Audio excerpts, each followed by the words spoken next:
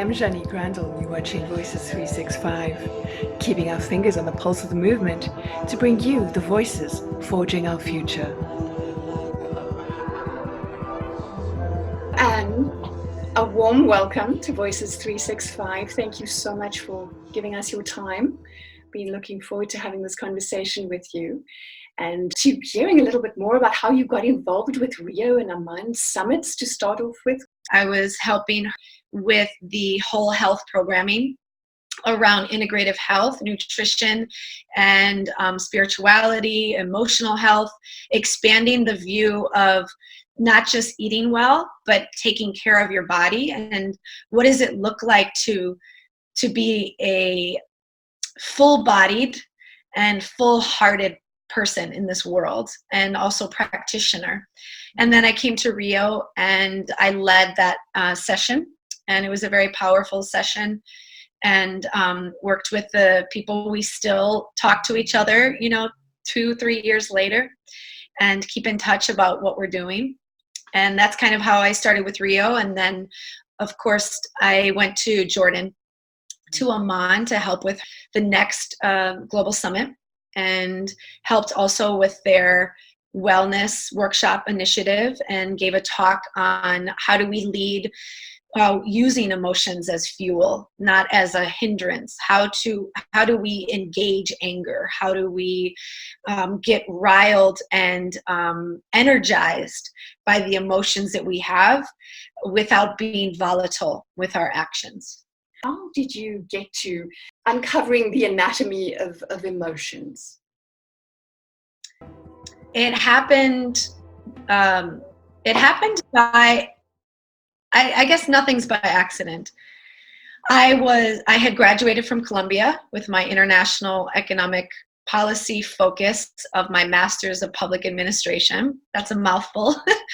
And I was all set to work at the World Bank or the UN. I really wanted to use diplomacy and being the chameleon that I am, of being in a place and meeting people where they are and really understanding what they need, and serving in that way of listening and creating space and standing for people to live their best life. And my father passed away suddenly on July 4th, 2011. And he had a sudden heart attack, and everything stopped. And there became this, I call it a before and after dad. And in that moment when I heard that he had died, I didn't want to be a diplomat anymore. I didn't even think that far. And I was forced into the present. I was forced into the present moment. And each moment was a hurricane of emotions. So I went back to Milwaukee to grieve, to be with my family, to run his company that I didn't know much about. And I was thrust into an environment that I had never experienced before, an environment of rage, of anger, of sorrow and despair, of resentment, of nostalgia, of memories. And I had to almost turn my strategist mind, my diplomacy mind, on grief itself. If I was to get through it, I knew that I had to try to understand the thing that we will always experience, which is loss. And loss is the thing that humans have in common. We will all lose our health, the gravity of our skin, the elasticity of our skin, the loved ones. We will lose money. We'll lose relationships. And it is the common thing that joins us. And it is the one thing that we don't talk about. We don't talk about it at work. We get maybe 1 day, 2 days of bereavement. We don't have language around it. We say, I'm sorry, or my condolences, or you'll get through it, or you'll get over it. We don't have a language around allowing boys to cry and for girls to feel angry We have physical education and math and science, but we don't invest in the emotional education of human beings. And it frustrated me. It frustrated me because I wanted to feel free enough that I could feel. And so I dedicated myself to grief, to not getting a job right away or getting things done because I couldn't. I didn't know what I could do in the next moment. Maybe I wanted to eat, maybe I wanted to be alone, and then I didn't want to be alone. It was all these contrasting emotions, and that I felt like I couldn't control. So I began an exploration of what is grief?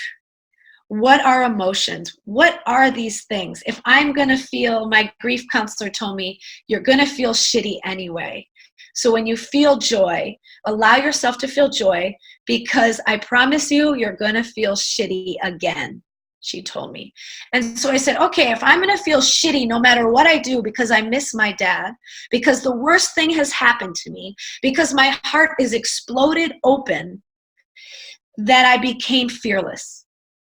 If the worst has happened, then if I get fired or I get broken up with or I lose my home, then it's still not as bad as this moment. So I started to deconstruct my understanding of emotions, physically, emotionally, through art. So what that led me to where I am now through the Ashes Project, which is theashesproject.com, which is a project of how I coped with grief. It's a full photography montage of me grieving, of going through despair and anger through pictures, and which evolved into TAPIN, which was an art collective and also a consultancy that worked with people and organizations on how you can use emotions to be a better communicator, to be a better leader, and to just understand, to be okay, to just be okay with not being okay. And what I've learned is that art, this is what I said in the talk in Jordan on that video, and I repeated it 3 times. Art of emotions are the fundamental exchange between where we are and where we are going. And it is the data and the information, the biofeedback that we get from our thoughts that allow us to take action, that lead us to take action. And art is the best way to have that bridge between. Because sometimes when we experience a trauma, when we experience sadness and anger, we can't express it verbally. We can't tell somebody else what happened. But we can draw it, or we can write it, or we can make a rap or a song, or we can dance it, or we can cook it, or we can make love with it. Emotions are what I believe are the art of the heart. Emotions are the art of the heart.